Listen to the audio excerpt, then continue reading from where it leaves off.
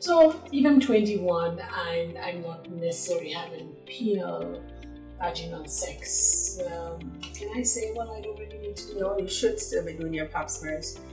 While most persons will be exposed to HPV through sexual contact, and that's regardless of the type of sexual contact, whether it is penile-vaginal sex or otherwise, actually half of persons are still exposed to HPV even without having sex. So once you reach the age of 21, even if you're not having sex, you should still start doing your pap smears.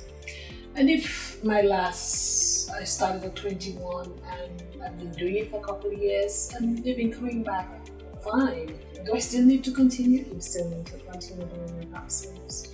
Your healthcare provider may indicate a change in the interval if you have been doing pap smears along with HPV testing. So we use both results to determine if you can wait a longer period of time before your next pap smear.